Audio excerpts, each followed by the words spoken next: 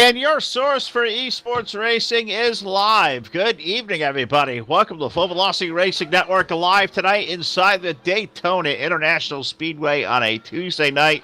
The very first race here of the season for the Hobo Racing Cup Series back in NR 2003, and it comes to you live tonight via Facebook Live and YouTube and Twitch TV. What is going on, everybody? Phil LaCasse here, Jack chewing on the controls, and joining me alongside is my color guy tonight, wanting to come back here and get his feet wet. No, he spoiled the surprise a little while ago through his personal Facebook, but my good buddy Bobby Farrell alongside with me this evening. Bobby, how the heck are you? Welcome back on Network, bud. What's going on? I'm doing good, Phil. How are you doing tonight? We are doing outstanding. We are ready to get 2020 started here at the Hobo Racing League, and it's going to be an awesome night. So before we get started and get all the festivities underway, what do you say we take this thing, let's throw it trackside, pay honor to the greatest nation in the world, the United States of America. Ladies and gentlemen, the playing of our national anthem. Oh, say, can you see by the dawn's early light what so proudly we hailed at the twilight's last gleaming, whose broad stripes and bright stars through the perilous fight o'er the ramparts we watched were so gallantly streaming, and the rockets' red glare, the bombs bursting in air, gave proof through the night that our flag was still there. Oh, say does that star-spangled banner yet wave o'er the land of the free and the home of the brave?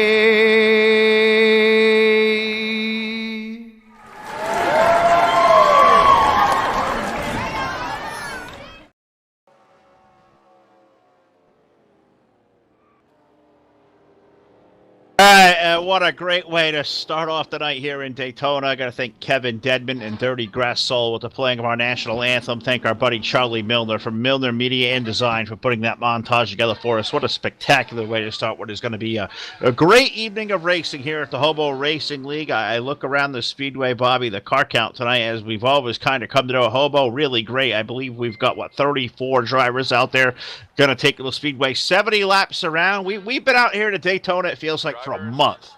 And it feels like a month, I'll tell you. And I'm kind of over Daytona personally. But 70 laps around, by no means at all a sprint race tonight now, is it? Not at all. 70 laps, Daytona. It's definitely a long shot. And, lap 1 to lap 70, nobody knows what's going to happen until that checkered flag falls.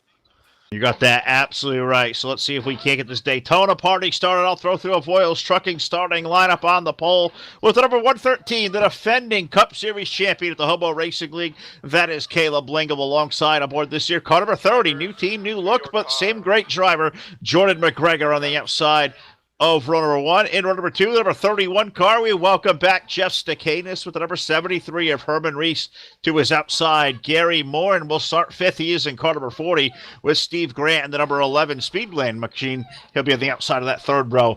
Keith McLean brings that familiar number 28 out from position number 7 with Ralph Pauly with car number 61. He makes up the outside of number 4. Eddie Rayleigh starts 9th tonight in car number 112 with Rich Knappick at the number 6 alongside.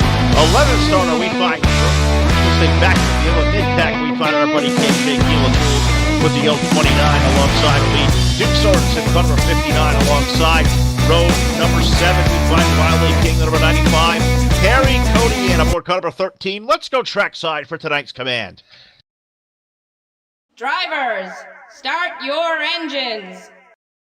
With that, we bring this field of 34 to life, and we begin back in position number 15 tonight aboard car number 37. That is Brendan Spadafora with the number 46 alongside of Bob Gibson. Most recent winner on the Super Speedways here at the Hobo Racing League. We find car number 4 starting in 17th tonight. That is Matthew Stern alongside Matt with car number 66. That'll be Billy Carter. DJ Hinsky brings car number 14 out from position number 19. Danny Rubino will bring the number 44 out from the outside of run number 10. 21st starter, brother Steve Rubino at car number 21 with Everett Lentz alongside back in car number 87. He will start in 22nd position. Welcoming back to Hobo, it's been a while since we've called the name of the driver of car number 48, Austin LaPlante, alongside Austin with number 85, probably the greatest name in sim racing, Ricky Bumbalo on the outside of number 12. Ron Simpson starts 25th tonight. Ironically, in car number 25 with the number 51 of Roger Nebelsick, the Snuggle Bunny machine to the outside of row number 13. 27 starter, our buddy RJ.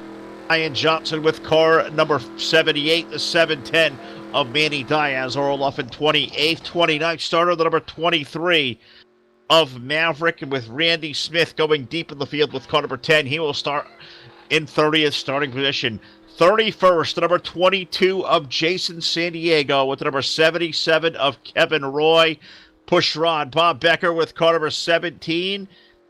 And Rob Heath with car number 38, a 34-car field. That is a stellar car count for a Tuesday night, and it is always good to come home. Back in our 2003, come hang out with the Hobo Racing League. And, Bobby, we're about to get it loose for 70 laps around. Now, as we start parading around and getting ready to go green, what do you think these guys are thinking their last second checkups, getting ready to go out here?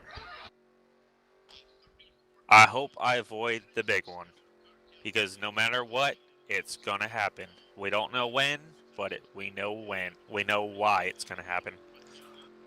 Well, why would probably somebody stepped on it? But hey, we'll go with that later. We got the iRacingGuyFlag.com. Green flag up in the air. Caleb Lingle, the defending series champion. What a better way to start 2020. Win the trophy at Homestead. Start out in Daytona on the pole. The 113 right away will kick himself up to the top lane. He'll pick up Herman Reese, the number 73 to the, not Herman Reese there on the outside. Why is my starting order all jumbled up here? Hit the right button, Phil. That'll get you back to where you're supposed to be. Oh, I do know for sure the 113 of Lingle. He leads the field off turn 2.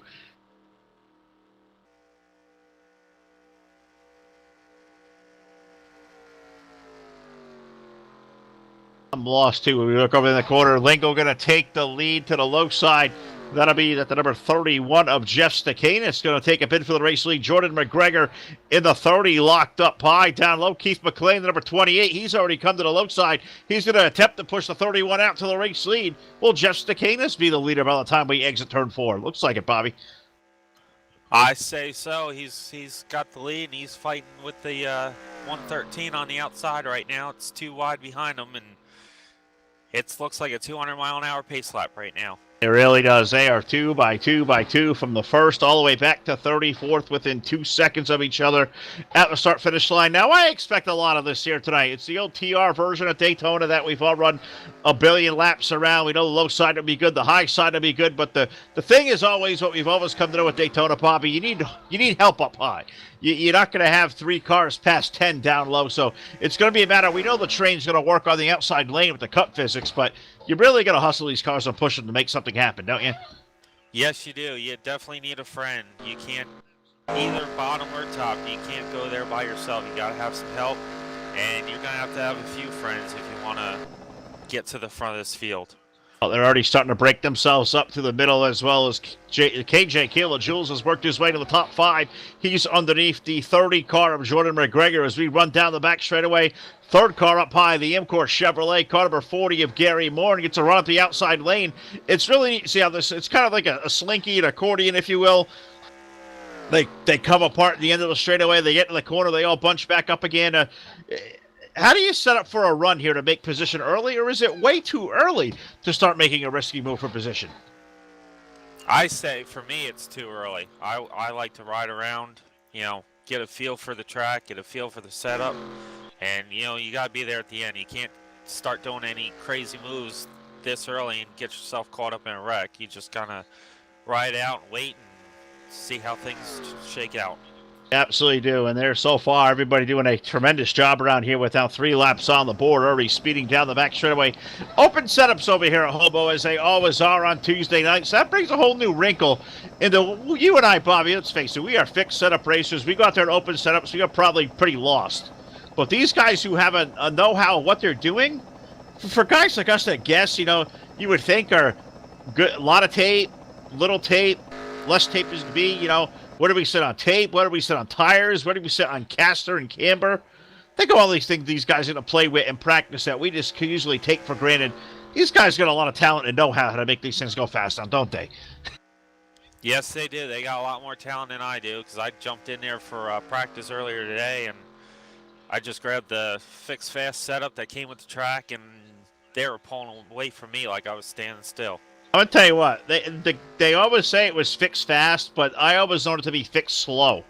This here at Daytona and Talladega. So there was something that might have been fast back in 2003, which, as we look back now, was 17 years ago. But I'll tell you what, slow is slow. What these guys do is a big deal, and looks like you have one driver who's already kind of had issues there, may have been abducted by aliens.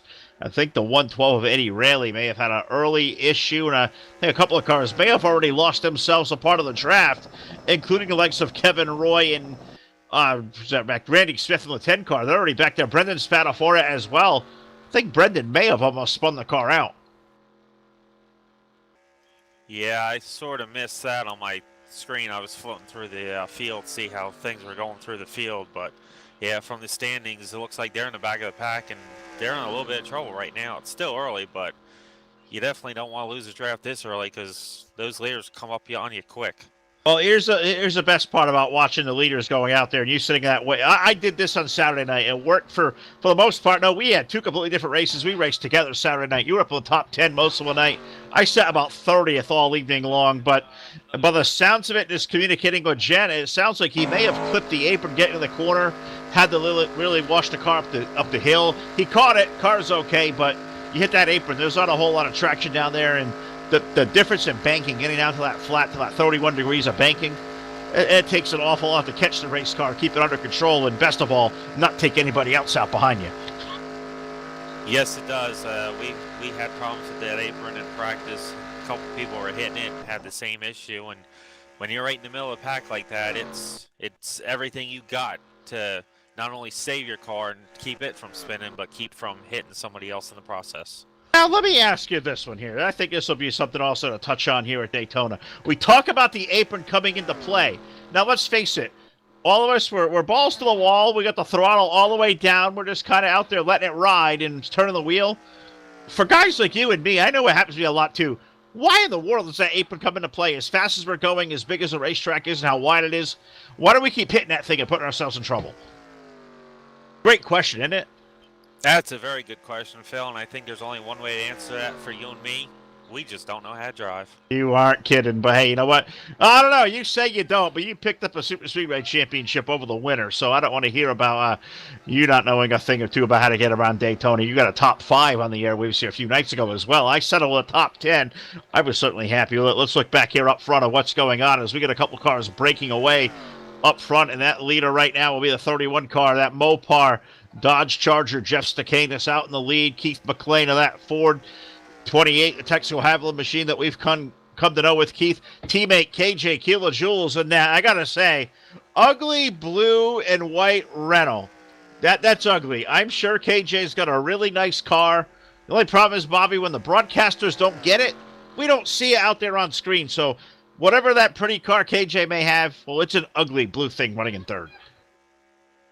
Yes, it is. I mean, maybe we'll be lucky enough to see it the next time we broadcast here at Hobo, but right now it's just that blue and white rental car, and unfortunately his paint scheme won't be showcased tonight. Unfortunately not, but the talent is definitely there aboard the 029. KJ running up in the third spot. Wiley King, the 95. Good to see a Pontiac out there. Wiley doing a great job. He is up the fourth. And Harry Cody, the number 13. And you know anything about Harry, Bobby, that guy is really good at these big super speedways. He knows how to play the drafting game. If there's a guy to watch here early on, that Chevrolet number 13, Harry Cody, riding in fifth. I think he's going to be a player over the course. We've still got 60 laps remaining. Still a long way to go. But if I know Mr. Cody at all, he'll be there toward the end. Yeah, I agree. I've watched some of these broadcasts with you guys that you ran last year, and Harry was always near the end near the front at the end of the race. I'll get this right eventually. That's all right. We don't know how to English up here sometimes as well. I want to say hello to our peeps over there, the Hobo family, watching over on YouTube. I saw Barbara was out there a while ago. Judy's out there. Anna's out there. The ladies of Hobo are out there in a big way.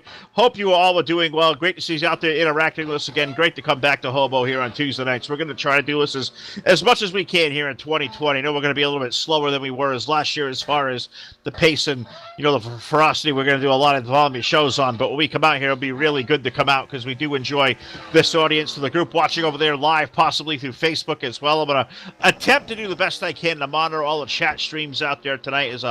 I've done some, kind of rearranging on my desk and some new equipment and got some stuff in and out. And you know the old adage, Bobby, when it's not broke, don't fix it. Well, it wasn't really completely broke. I fixed it, and wouldn't you know, I broke it more. My luck. Coming from you, Phil, that's really not a surprise. No, not at all. Guys that know me will know. I'll always try to do better at something I do, and for the reason when I sometimes say the best laid plans don't go exactly right, I'm going to get this set up right, because I'll tell you what, the main screen I'm looking at here tonight, watching the race out of, looks absolutely terrific, so I want to get this thing all worked out. But we got a train forming on the outside lane. You got Caleb Lingle and that Folgers number 30 of Jordan McGregor. New name for Jordan. Came here late in the year of Hobo, and we saw him, Bobby, on our airwaves. He picked up a couple of wins, and Jordan said he's coming out for a full season assault. Think about all the way from now. We think of championship time and chase time all the way down in September and October. I think Jordan McGregor, the talent he's got behind the wheel, he may be a guy we'll watch out and potentially crown a champion here in 2020. Yeah, I'd say so. I mean, he came out last year as part-time schedule, just getting his feet wet here at Hobo, and definitely pulled off a couple wins. So I'd say he's a threat to win some races this year and possibly have that shot at that title come November.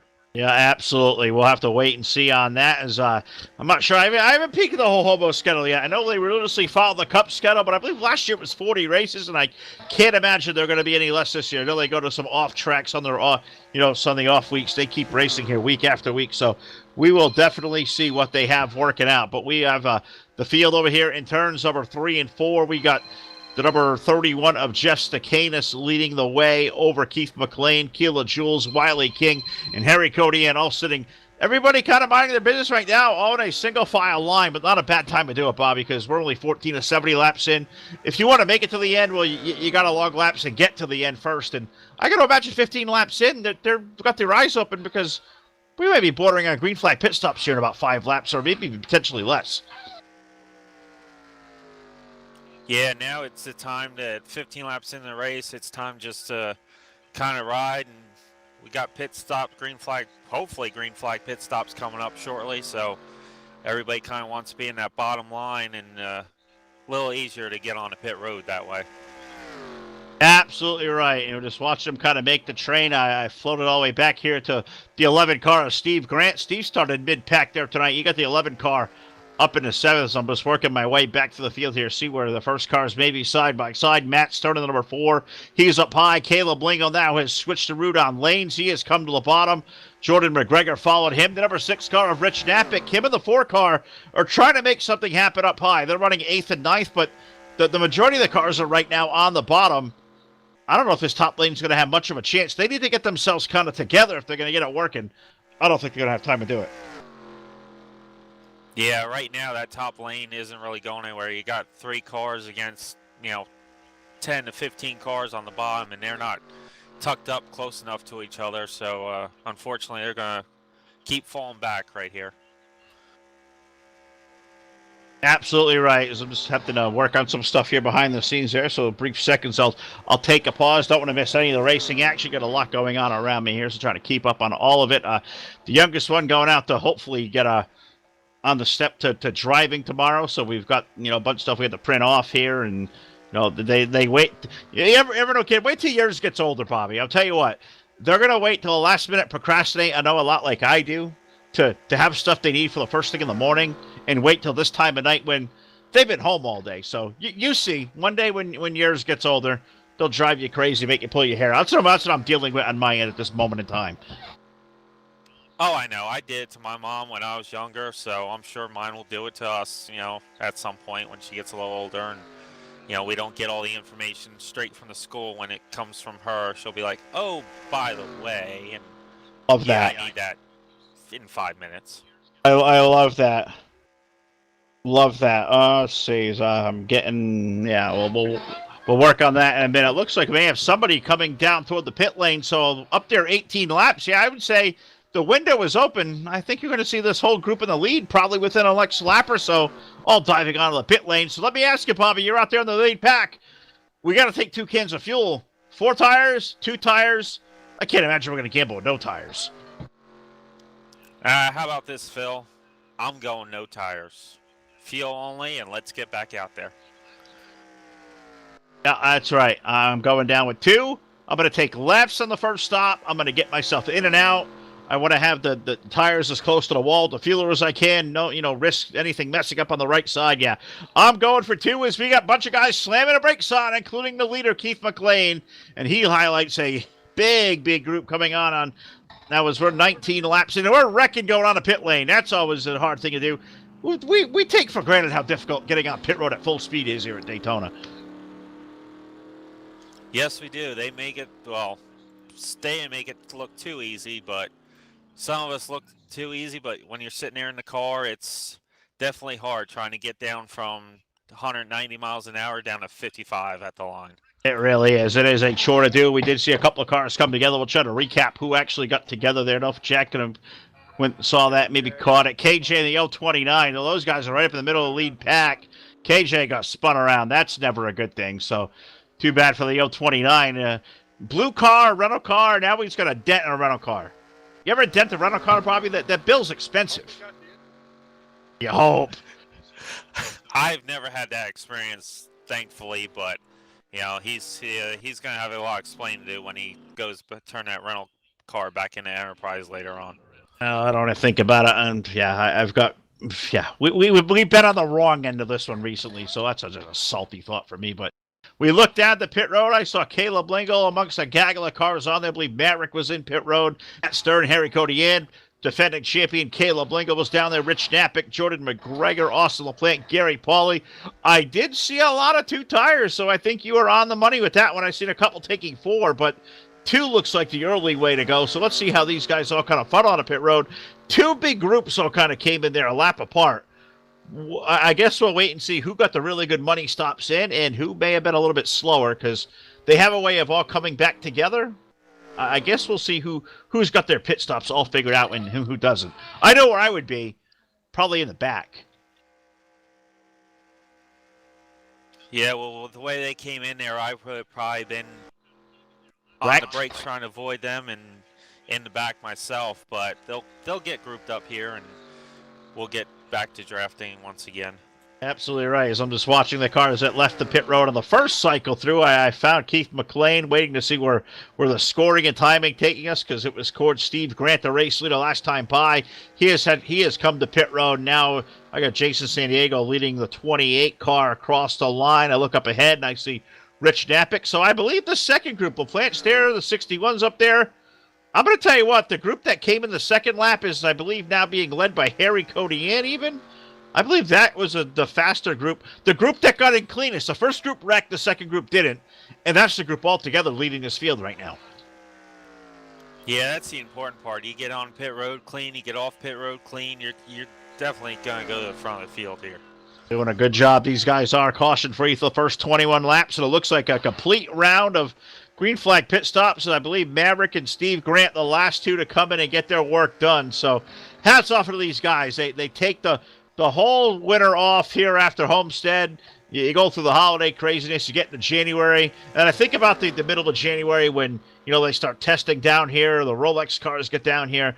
I think everybody gets that bug to race. So I'll tell you what, for Daytona going on for the last, 2.5 weeks, I'm sure these guys have been itching to get out here. The anticipation's been growing, the excitement's building, and a clean round of green flag pit stops.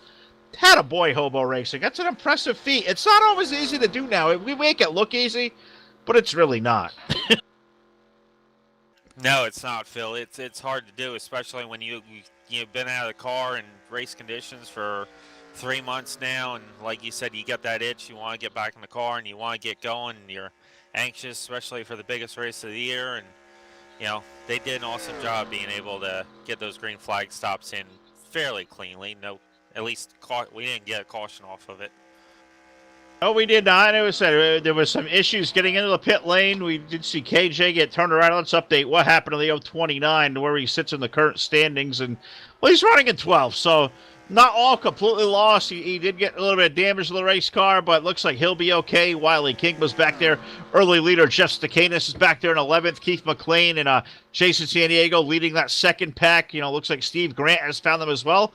I believe Mr. Grant may have been the first car off of pit road through all that. He was out in front of this big group that ran him down, so I got to go back and confirm that. But the Pontiac team, that number 11, I believe he just aced him in the pits because he was out there to by about 1.5 seconds, 2 seconds at the line. And you need friends at Daytona. He was out there all by his lonesome. And they always say, don't get out too far ahead.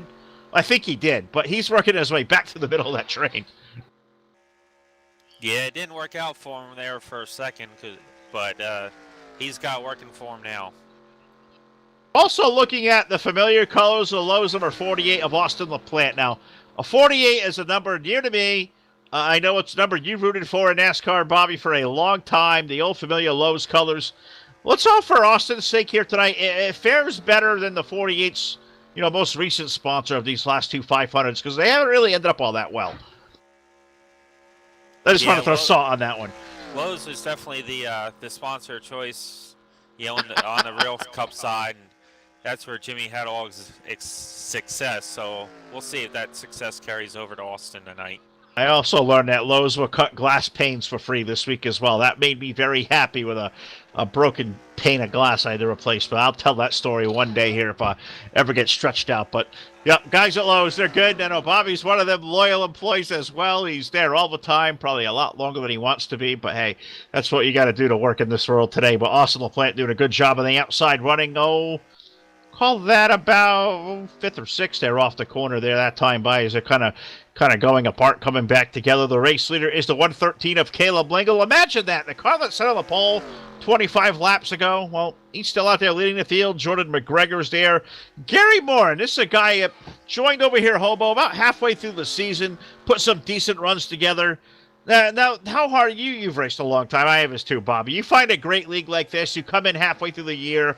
You want to go out there and earn your stripes. Don't want to mix up too many feathers because, guys running for points. But a guy like Gary Moore, and with a fresh start, a whole new season ahead, does that change the outlook when you come in, start from race number 1 of how you approach running in a league and how hard you race on the people?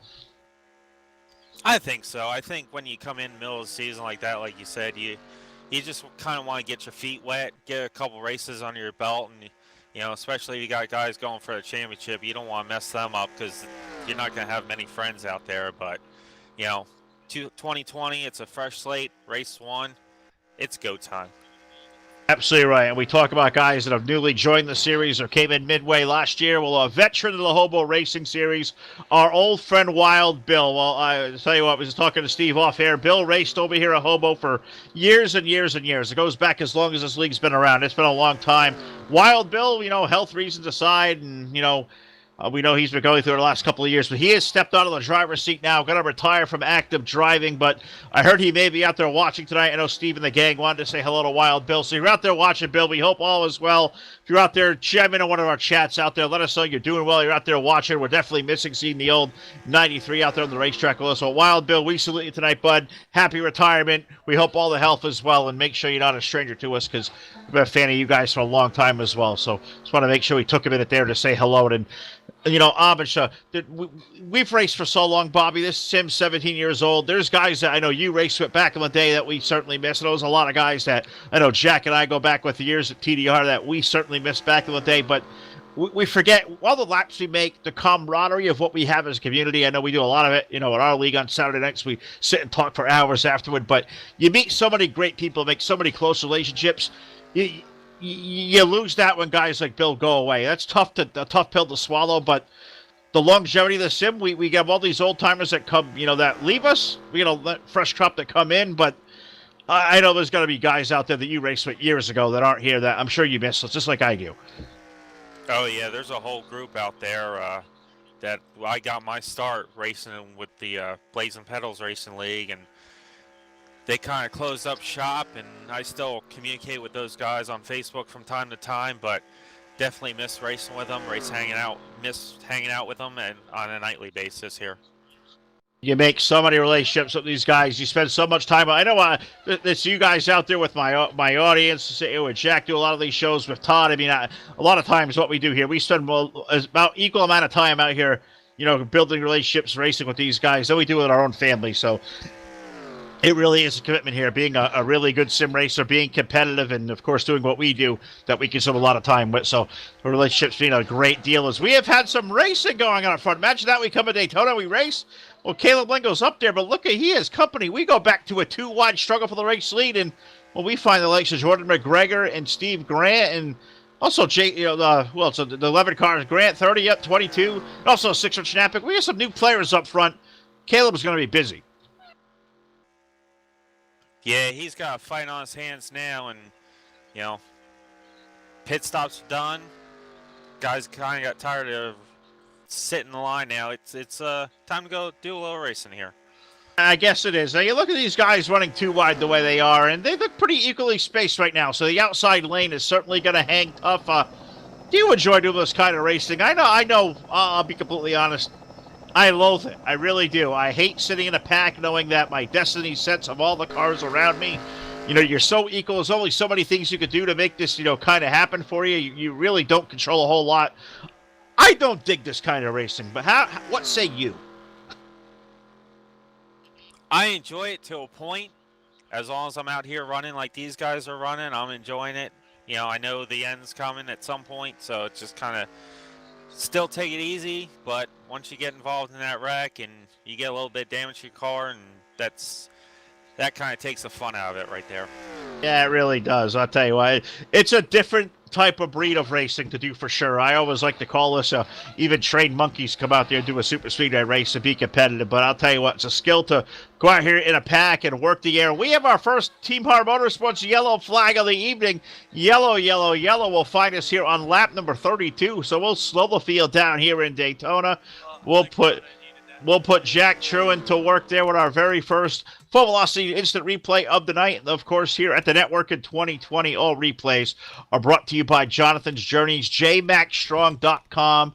Check out Jonathan's struggle from coming back from health issues, and I believe he had a stroke. He's confined to a wheelchair. Check out themoderngamer.com as well. They have him rigged up on a Wreckfest server there. The control panel's in his wheelchair to go out and play there. So great group, jmaxstrong.com. They sell apparel. They sell a whole lot of stuff to support his journeys out there. We support them as well. Shout out to our buddy Tim Cummings from CCM Custom Designs and Engraving for bringing those guys aboard. But first, yellow flag of the night. Let's take a look at what happened out here real quick. No, Jack's got the thing loaded up. He's got a replay loaded.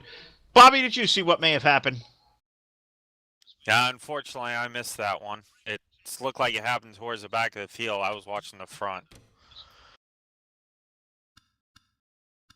I'm going back here to take a look-see as well. I'll see if we can't find where it broke out, but I think I may be having the same issue with Jack. I know we're both kind of on recent updates to builds that we're still working out here. I know we're trying to get all the bugs worked out. This old sim can take us for a ride sometimes. So it looks like somebody may have glitched out about mid-pack, and I believe it may have been around the 95 of Wiley King, but I can't confirm that. I'm looking. I'll tell you what, you know who this is a benefit for, Bobby? I heard Gent when the yellow came out scream, "Oh my God, I needed that." I guess for guys that had an off pit stop, or guys like Brendan who made a mistake early, we come to halfway, we get a yellow flag and able to reset. So sometimes these yellows ain't exactly a bad thing in a race like this now, is it?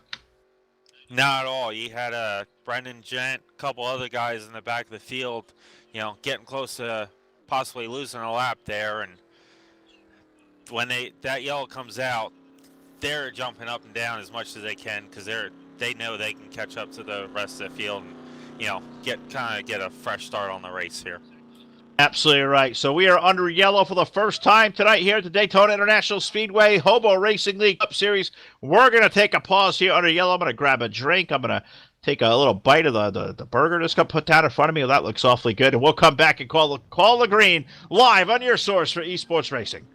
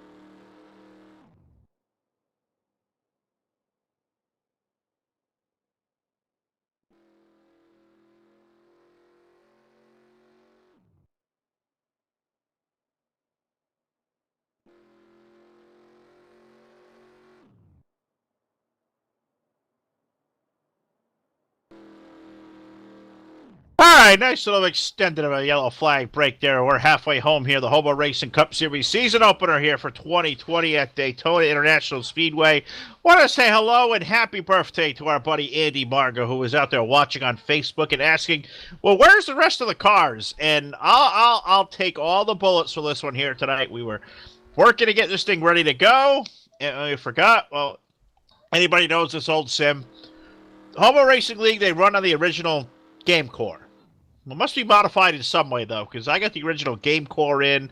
I had to give it to Jack, because Jack and I, both in the off-season, we upgraded on both of our builds. We're on different PCs we were. In November, we closed out shop. And, well, looked out there in practice, everything looked good, because they were only all spread out, and, nobody was really packed together. Well, we come out here in race mode, as you guys see, and we see about 15 cars, and they blink in and out, and so we'll fix that. We apologize, and we'll get that right. But don't hate on Jack tonight. Give me all the grief and all the hate and discontent. Phil can take it. We've been doing it for a long time. Made a mistake out here. Hey, Phil. What's up, Jack? Thanks. You're welcome. Yeah, I make you look like crap, I know. But give me all the hate. I gave Jack that core. It's the same one I got in. I'm having the same issue, too. But we're going to do our best as we go back onto the iRacingIFlag.com green flag. 38 laps now. Going up on the scoreboard of a 70-lap main event. Caleb Lingle, Steve Grant, Jordan McGregor, Rich Knappick, Harry Cody in the top 5 with Jeff Stakanis, Wiley King, Ricky Bumbalo, Herman Reese, and Austin LaPlante making up our top 10. We had that first yellow flag, Bobby, and it looks like it tore up the likes of Ron Simpson in Everett Lintz, and even under yellow, the lucky dog was supposed to be the 10 of Randy Smith, but all didn't really go according to plan for Randy when he passed the pace car now, did it? No, it didn't. Lucky dog, not so lucky there, as passed the pace car, and then the engine decided to give out on him, and now he's sitting in the garage area watching the rest of this race with the rest of us. And the best news about that one, he got it free and clear of us catching it on a live cam, because if we caught it, he would have been given a selfie stick. So I'm going to give Steve Grant the stick anyways. Or Randy says, give Randy the selfie stick. I'm going to say, Randy, from all of us here at Full Velocity, hey! That's a selfie stick. You spin around by yourself, have an issue, you get the selfie here on the Full Velocity Racing Network. So I want to make sure we got that in, because I know that's been a craze taking over the world here recently with the old hey. So I don't know how I did it. Don't know where I came up with it, but we'll take it as long as people take it. We'll put it on a T-shirt one of these days and see if you all want to represent on it. So we'll see. As we get back to racing here, the field is all doubled back up. We brought the entire field back together, all, what was it, 27, 8, 9, even maybe further than that. They're all right back together. Is this a good time to be back together, Bobby, or is it too early to want to go up there and mix it up for the race lead to be in the front pack yet? Because we do know that big one does lurk around any corner at any time at this joint. Well, it's still early for me, although I'd be up in the front. Just definitely got my eyes shooting around, seeing what's out there, who's making contact, and trying to avoid that big one, because we know it's going to happen at some point during this race. At some point, it certainly will. It usually never fails. But you look up front, Steve Grant has brought himself to the race lead with Harry Cody in. Got a race going on back here for third with Caleb Lingle, the 113, that number 6 Harley-Davidson machine of Rich Knappick. He's the first car rolling up high. The top 2, they keep playing the high lane. They keep playing the low lane. I'm glad it's not, this was 2003 physics, and not what we're running out there today, because we saw how switching lanes like that abruptly, we saw that yesterday at Daytona make a whole lot of carnage. Thankfully, the cars don't suck up like that here, because if they did, or we could tandem draft like they could today, imagine the amount of mayhem that you and I could start out there putting our cars hooking together and just giving somebody a really wrong bump draft. Not going to happen here tonight, I don't think. No, I don't think we're going to see anybody getting Logano tonight with getting pushed through the car in front of them. You had to make sure we got Logano'd in tonight. We talked about this yesterday. Somebody's going to get Logano'd. I'm going to go one better. How about Recky Stenhouse? Recky Stenhouse. You know what that is? He'll just push you around from behind. He'll hit you once, get you loose, and hit you again to turn you. Yeah, Recky Stenhouse. Imagine that. We got a yellow flag on the speedway again. Yellow, yellow, yellow. And I know it happened around a 37 because this guy has me on a whisper button, and he was excited that he missed a wreck. So we're going to try to go back here quickly and give Jack a chance so the J-Max Strong Full Velocity is a replay. Maybe, because as I hit the rewind button back, my stuff goes all jank too. So this may not work out the way I want it to, but Jack has it.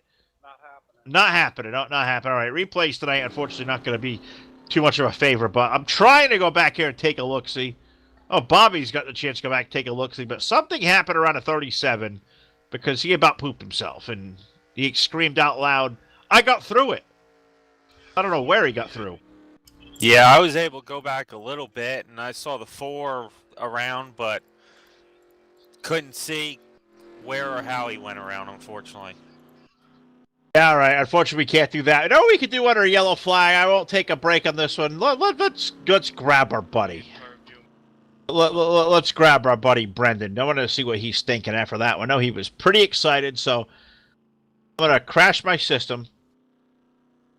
And we're going to see if we can't pull the guy into the broadcast booth. And know what? Wouldn't you know, I can't even do that tonight. My stuff's broken. So I was going to try to talk to Brendan, but unfortunately, I can't move anybody around. So maybe they fixed TeamSpeak because I broke it too many times last season. But I'm powerless. Well, that stinks.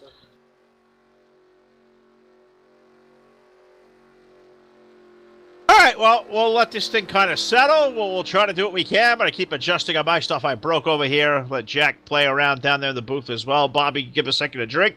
We'll pause our second yellow flag of the night on lap number 43. We'll come back in a break in with the call live here at Daytona. We'll be right back.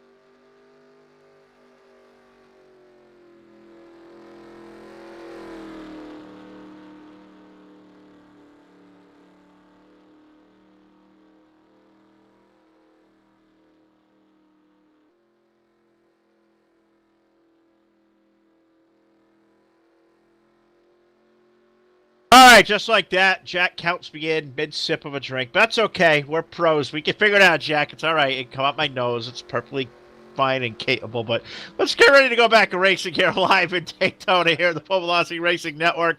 Brought to you here at the Hobo Racing League tonight. Thank these guys for letting us out. Of course, going to thank Brian and Kathy Voiles of Voiles Trucking. They're our big primary sponsor. We come out in our 2003 racing. Going to thank them a lot for what they do for us. Also going to thank our other great sponsors here real quick. You know, we do a lot in the iRacing community, but we get a lot of great people from there that support us in our multi-platform trek to what we do. Got to thank the folks like Team Hard Motorsports, iRacing, iFlag.com. Also going to thank, of course, Charlie Milner, Milner Media and Designs.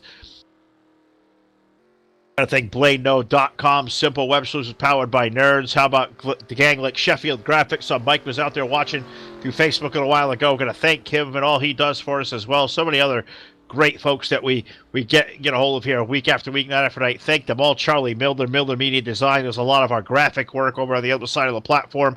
A lot of our stuff we can showcase here. That nice to that old green and black font that I think we really dig up there. You know, that's all Charlie's work right there. So many great folks we're going to thank behind the scenes that really make this thing happen for us night after night. And without them, none of this is humanly possible as we get ready to go back racing here at Daytona. The number 11 car of Steve Grant and Manny Diaz, the number 710. They're going to lead us back to the green flag.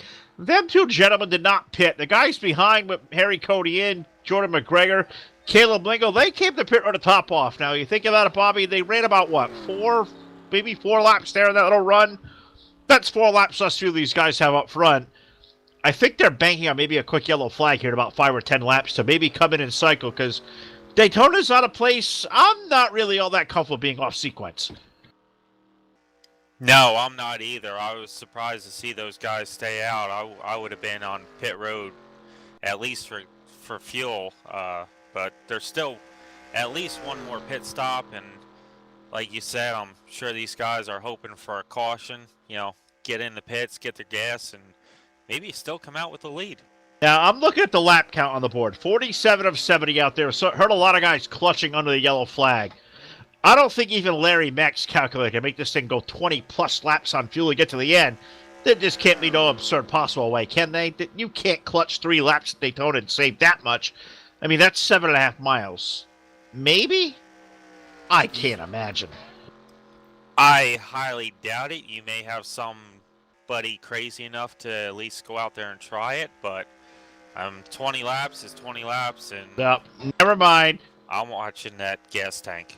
Yeah, well, we don't have to watch it too closely at this moment because we have another Team Hard Motorsports yellow flag on the speedway. We have our 3rd caution flag of the night, slowing the stuff down in Daytona, and I'm going to attempt to see really quickly if I find something that's kind of not completely the way it's supposed to be. And let's see if Phil can find something. Maybe I can give Jack a heads up.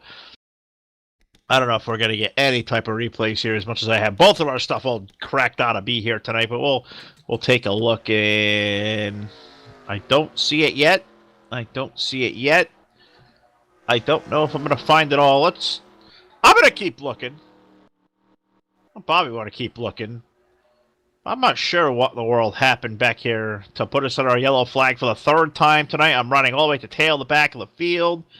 They're still going. They're still going. For the back chute. Did somebody blow up? I don't really know yet. Did you see anything? I didn't see where the wreck happened, but I'm looking at that 17 car of Pushrod right now, and he looks like he may have backed it in the wall. I don't know if he'd have some help or not.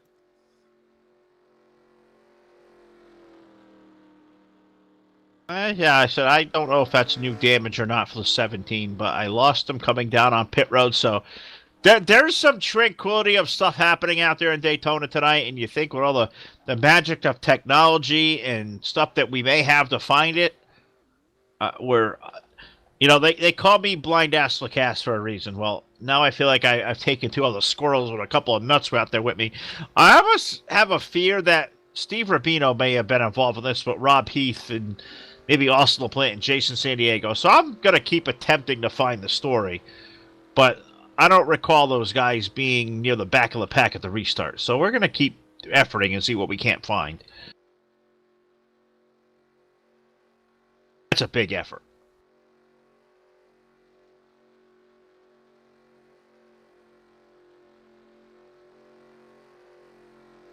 I can't find nothing. This is really driving me crazy. I apologize, all you folks. I hate not having proper information of a story to tell, but I'm in the box, so I'm going to keep working on here, see if I can't fix this thing. Behind the scenes, well, we'll do what we've done here on the Yellow Flags, because I can't really move anybody around to talk to. Forget to get my permissions here. I just poked at Steve and said, hey, we'll have to fix this after the race, so can't really talk to anybody. So we'll just pray under the yellow. Let's root for some more green flag racing. Saw a lot of it early on. 50 laps in of a 70-lap main event. We'll come back and hopefully see the conclusion of what has been a terrific race so far, live on the Full Velocity Racing Network.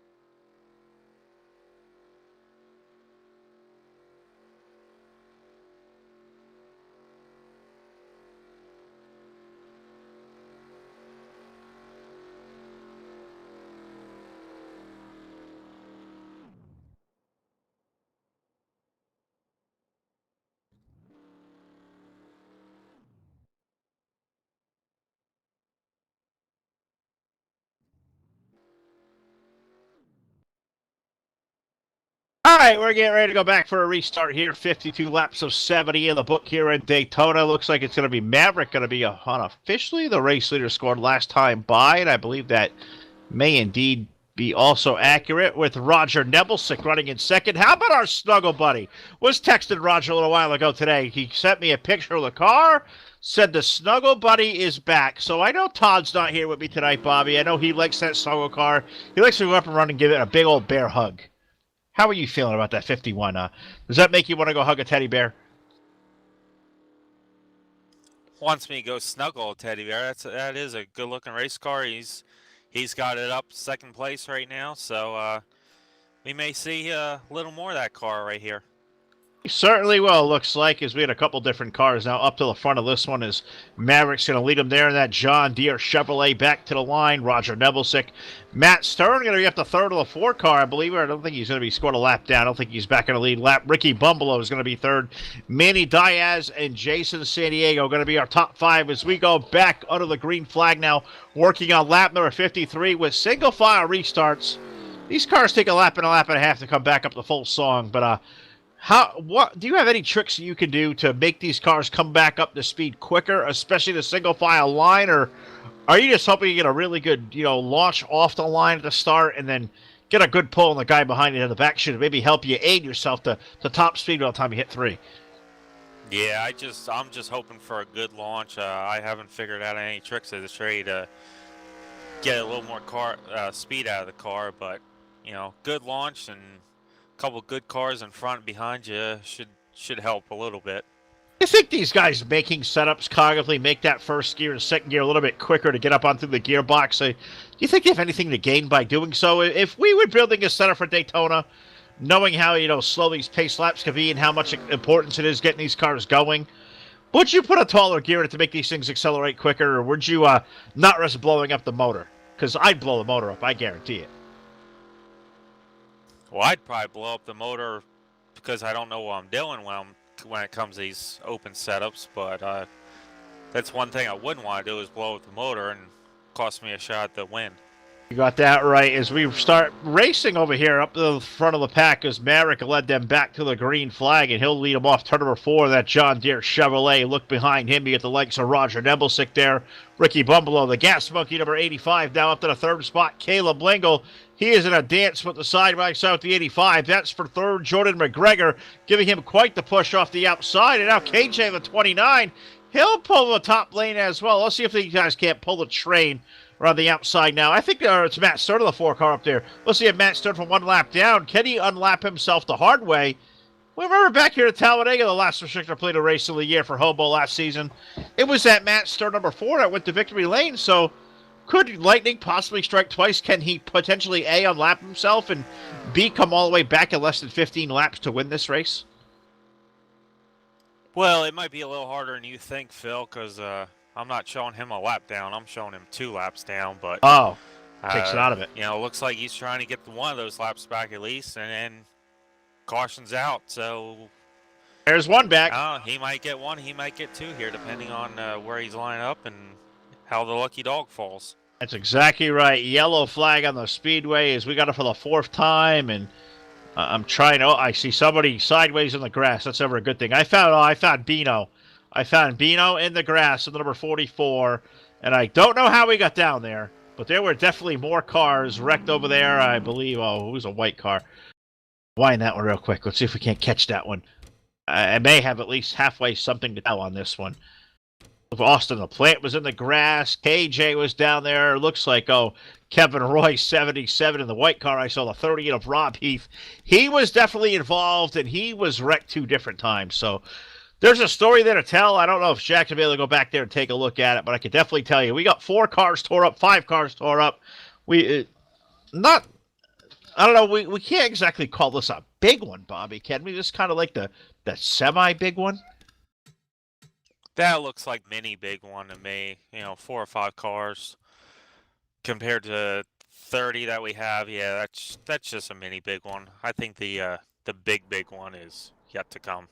Yeah, I got a feeling you're unfortunately right on that one. So we'll slow it back down, 57 laps in. I'm going to continue to keep efforting over here. I think I'm close to something.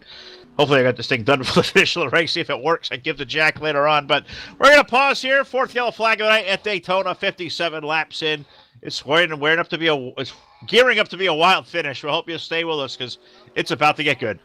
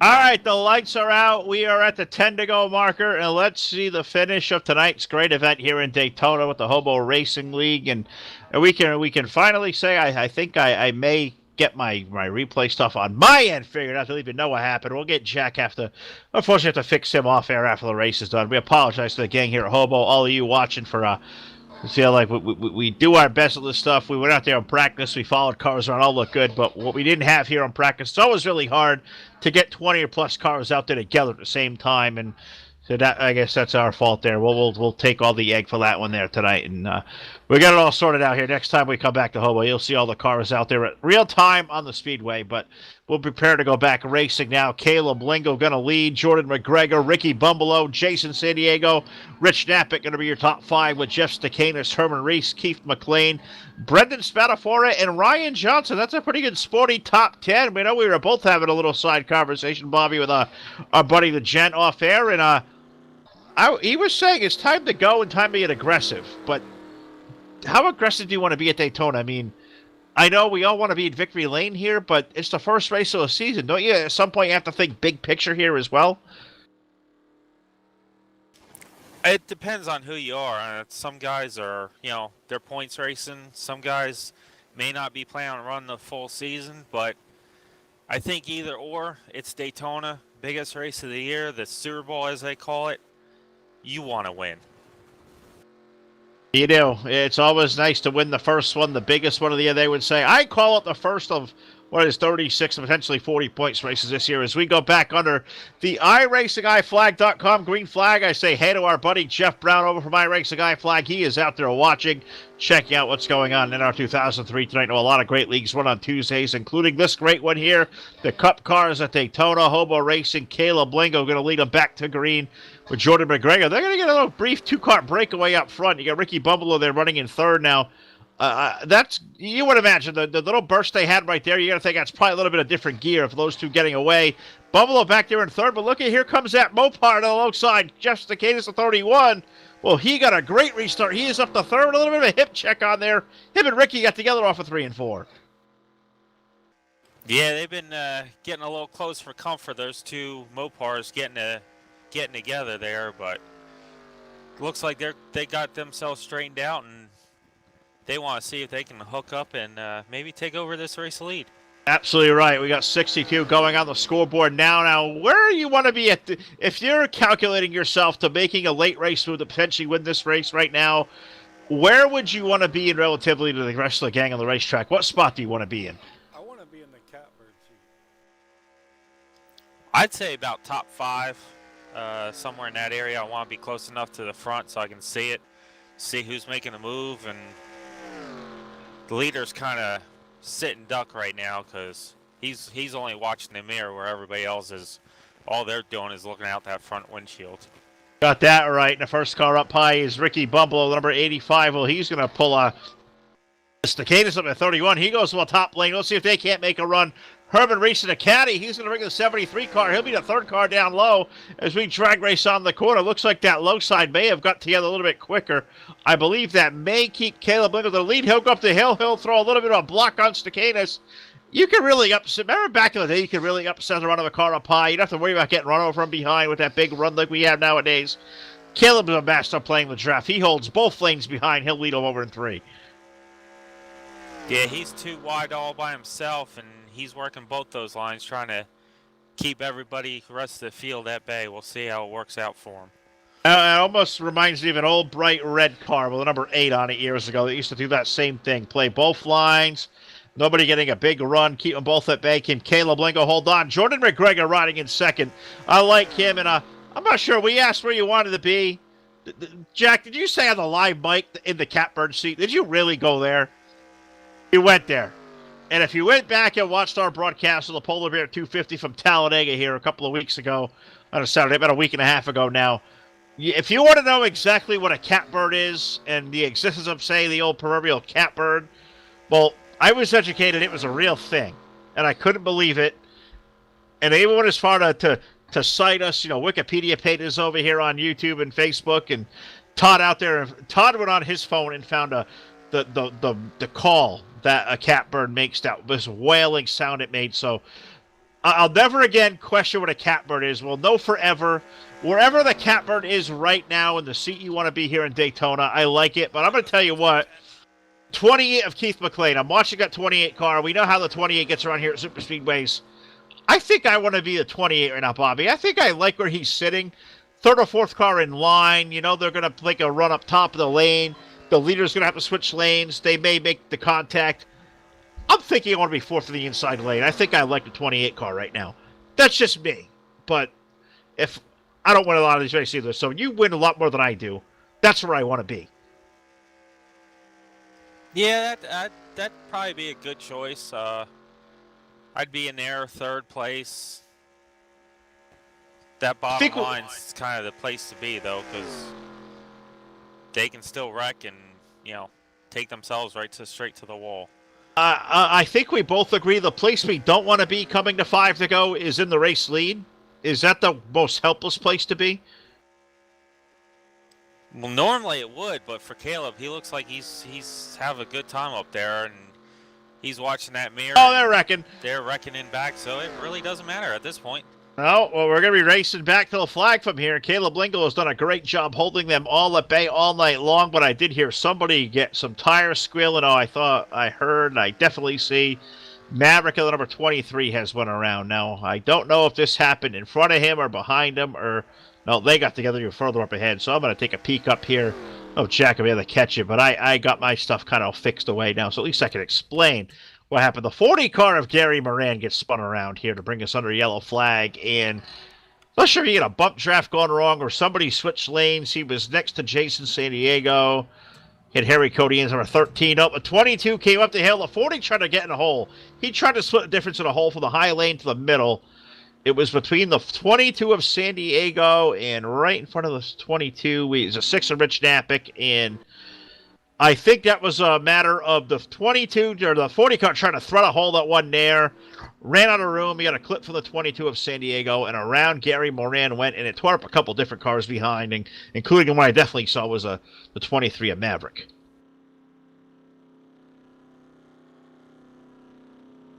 Yeah, that's what I caught too at the very beginning of it before they disappeared on my end. The 40 was trying to, you know, thread a needle there or get under the 6 and maybe make a move up towards the front, and kind of forgot 22 was down there and spun off the nose there.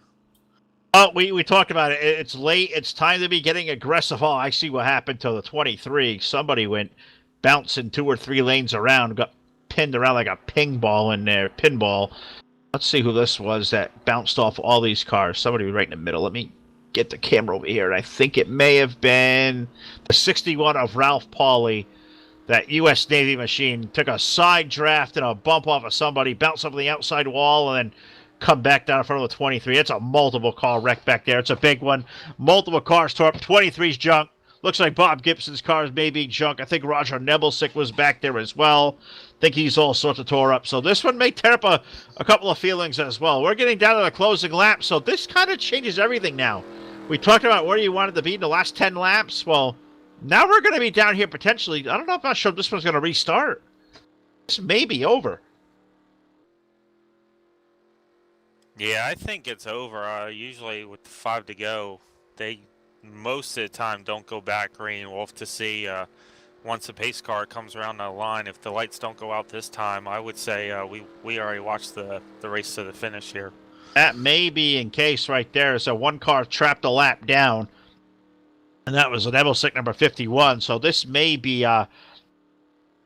that's a lot of pace laps, 4 pace laps. So yeah, this may have come to conclusion. So Caleb Lingle may have put himself in the right place to be. It may be him. I can't say it yet because we got to get that official word here that we're not going to put the lights out next time by. But Lingle may have just picked himself up a win in Daytona off the championship run in Homestead in November.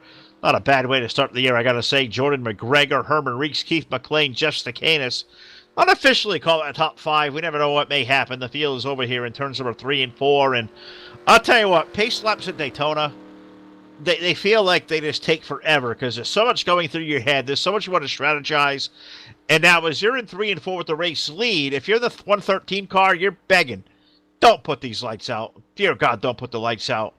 That's exactly what I'm thinking anyway. Would you be thinking the same way, Bobby? Please let this race be over if you're the race leader.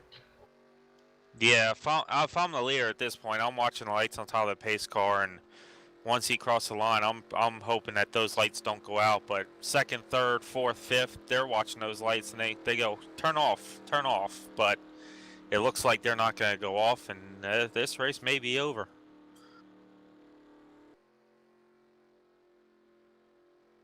Well, it looks like the lights are going to remain on, so I think we may have seen the end of this one as well.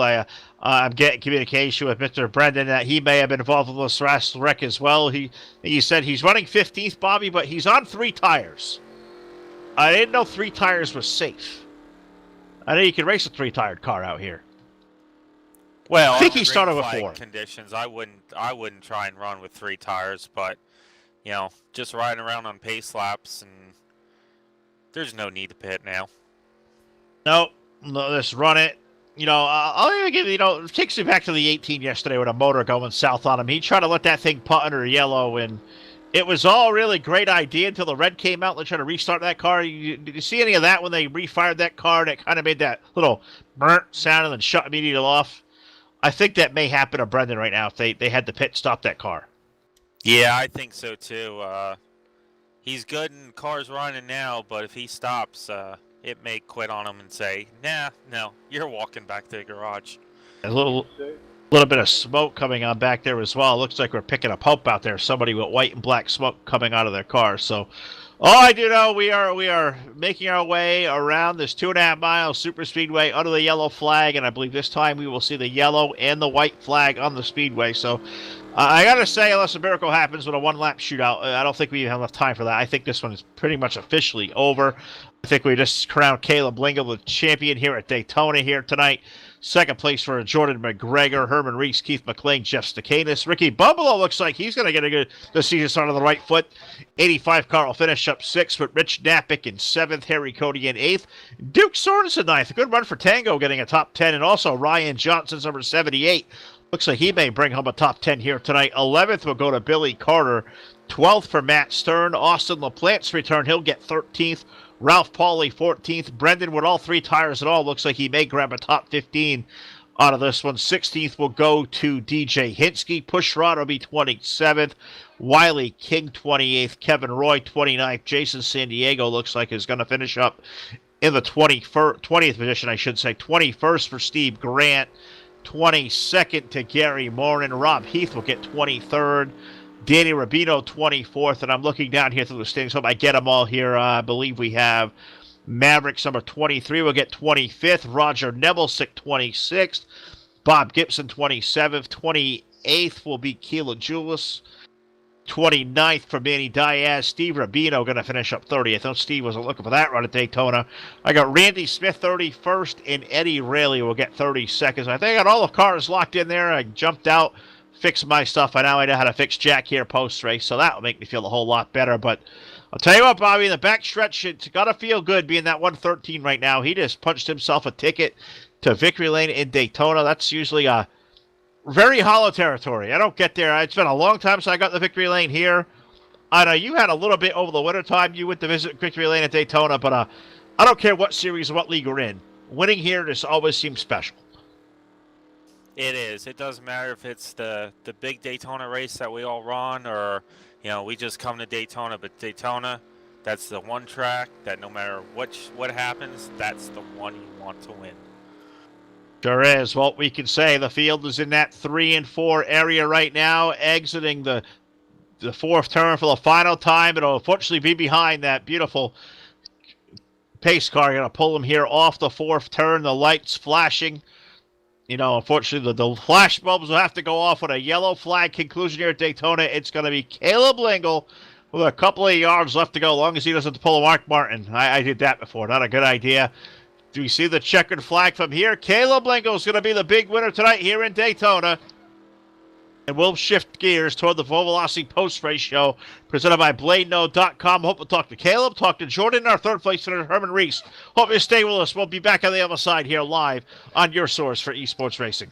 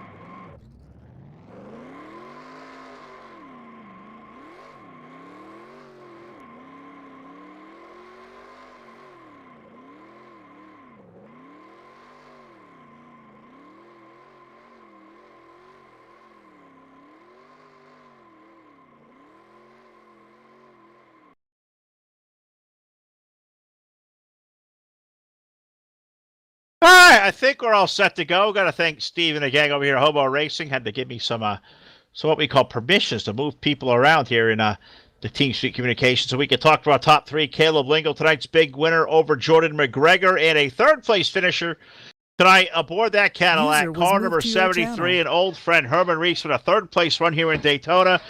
Herman, I got to tell you, for an opening night here in Daytona, the race was fantastic, and you grabbing top three, big picture overall, that's going to be a great way to start the season. Yeah, much better than the start last year. I had opportunity to win this race last year and got wrecked, and I think ended up finishing way back 18th or something. But fortunate, made an early mistake. I may have seen that, go to the back with wall glue, and just had a up and down evening, and was very fortunate there with some pit strategy and caught a good break. And I think, to be honest, I mean, those two guys were super quick. I was right when the caution come. I was getting ready to go to the top. I was working with a couple of guys, and I think I might have had an opportunity. I hadn't really showed the car all night, and I think I might have had an opportunity to race up there with them. But yeah, good start. It was a good win for those guys. Jordan and Caleb ran up front all night. I might get the most points for passing as many times as I went to the back, but fun. It was really a good, as many cars we had, it was a good Hobo race. Now, was that a strategy coming in for you tonight to go to the back and kind of ride, or were you just hoping not to make that mistake and mix it up front? Because I know a place like this, it feels like whatever plane you may have, it can always go south. There could be issues in the back or the front or the middle. What was your game plan coming in tonight? Where did you want to be? I wanted to be in the front and stay in the front, and unfortunately, I made a driver mistake and got stuck to the fence. And the smart thing was I had to let everybody go and then work my way back from there. I honestly only took tires one time. I took 2 tires during the green flag stop just to get track position. Played some strategy with the fuel. I didn't play it like Caleb and Jordan. They played it 1 lap sooner, and I knew they were going to need a caution, and then we got it. But yeah, my strategy was stay up front in these Hobo races like this and just avoid the mayhem. And I got fortunate. If you go back and look, there was 3 or 4 incidents where I was right in the middle of it and somehow got out unscathed. Well, you did a great job, and I brought with me here tonight my partner here wanted to join me at Hobo, our buddy Bobby Farrell. We both go a long way back here with Bobby. You got any questions for Herman? It's a good time to take notes, do some homework, and learn a lot. This guy's quite the tool to have, so take the mic and ask this guy a question. That's all you, Phil. All right. Dead air. You're not the first guy to call me a tool either, Phil. I appreciate it. Oh, man. Not in a very endearing way, Herman. You're a good guy. I've known you a long time, and we really love coming out here and talking to you. I'll give you the mic one more time. Bobby's got tongue-tied here for a question, but let me give you the mic and let you thank your team and your sponsors, whoever else is out there that you may have to thank that watch you tonight here in Full Velocity. Well, my team is me, myself, and I, and so I guess thank to me. But, Saturday night after our Hobo race, my computer blew up. We had to roll out a backup computer, and I want to thank Caleb and Jason San Diego and Steve Evans. They stayed patiently up with me last night till after midnight, getting this backup computer up and running, and his first run on it, and it was a rather good one. And I look forward to, thanks to Steve and Bino for putting on, and you guys for doing the show. And look forward to seeing you soon, and hopefully some more good races like this. You're absolutely right. We will definitely see you again here really soon. There he is, folks. Third place tonight for the number 73. Herman Reese got the caddy rolling. The caddy finishes up third. I need to get myself a Cadillac. I'm slow and could steady use one of those. We'll let him go. We'll take a little further walk down here, and I smell the coffee brewing with the number 30 machine tonight. Jordan McGregor with a second place runner. Jordan, a little bit different look, a new number, but same terrific result here tonight in Daytona. A second place finish, man. Tell us about this race car. It looked like an awesome car to drive. Yeah, I couldn't be happier with a second place finish on a super speedway. Everybody that knows me knows super speedways are not my forte. I dread coming to them every time, but Caleb did a really good job getting a good setup together for this track. We were able to qualify up front together, and really we just kind of stuck together the whole race and was able to luckily finish 1-2 and have a good race. Just happy to finish second and stay out of trouble all day. So. Now, if I recall right, at the end of 2019, you and I had a conversation at Homestead and said you look forward to coming out here in 2020, being a contender for the whole series championship, to run the full year. Well, there's not much of a better way to start it than a second place run. I mean, we all want to win, but I mean, second, there's a lot of points to go there. That's a hell of a way to start the year at a place like Daytona where You just never know, because a lot of this racing, as you know, just doesn't sit in your hands. Yeah, anytime you can come to a super speedway and finish, top 5 even, that's a great day. There's always a crapshoot. You might get caught up in something and might have a good day all day until the end and finish 20th. So, second place is great. Looking forward to this season. It's going to be a long season. Hopefully we'll be able to make at least most of the races. I think next week real life will get in the way, but get all these good races we can, get good points. Excited to have my number 30 back. So keeping the Folgers colors this year and Folgers sponsors on board. So looking forward to an exciting season. Got to congratulate Caleb. He did a terrific job staying out front all day. So really happy I could just be a pusher all day. Well, I tell you what, man, it's good to talk to you once again, this time here for a full year effort, a second place run here in Daytona. You think a couple of guys already, but we miss anybody? You got the Folgers sponsorship here. I know you and Caleb worked on it, but whoever else is here behind this race team that assisted you guys make these cars go as fast as you did? Because you and Caleb, man, fastest cars out here tonight, bar none. Yeah, we had a good group of guys together, and Gary and Ralph were with us, and we had Ryan. Ryan finished top 10. A few of us working together trying to get a good group going there. Came out of pit road at one point, all 4 together, so that was looking pretty good. Unfortunately, they ran into some trouble, but looking forward to having a whole season of working with these guys. It's a great group of guys that really do a good job working together. They really do, and they show an awful lot of speed. This guy here, we're going to see a lot here in 2020 on the podium, I'll guarantee it. Car number 30, Jordan McGregor, a terrific run, a second-place finish. We'll let him go, and we'll take a little walk down here toward BladeNode.com Victory Lane in Daytona. And I feel like it was just a couple of short months ago, we crowned this guy the 2019 Hobo Cup Series champion. We find him starting 2020 on the right foot, the best of all, the 113 of Caleb Lingo. Caleb in Victory Lane at Daytona. First of all, man, congratulations. How does this feel coming off a championship season to start 2020 right where you left off? Oh, it's a great feeling. In Daytona 500 victory up here is pretty nice and special. Little bit of work in the off season to try to get the cars faster, and I believe we were able to do that tonight, and I think it showed. It really did. And I'll tell you what, right off the get-go, you put it up on the top of the heap in qualifying, even on these restarts. Talk about this car in the restarts. In a place like Daytona with the plates on here, you can only rev the engine so far. It takes a lap and a half to get the full song. You and Jordan got up to speed faster than anybody else out there. Is that all set up in the gearing? Is there a trick to doing this to help guys like me and Bobby and Jack go faster? Because when you guys got on it, your cars took off and really never looked back. Yeah, there was, like I said, it was work in the off season, mainly in the gearing, trying to figure out what was best, and we hit on something, and with 2 of us together, being able to do it, we were able to stay drafted together, and once we were together, we were gone. I'll tell you what, your car, I think, dropped back maybe about as far as 5th or 6th at one point, back in traffic. How'd you like it back there in dirty air?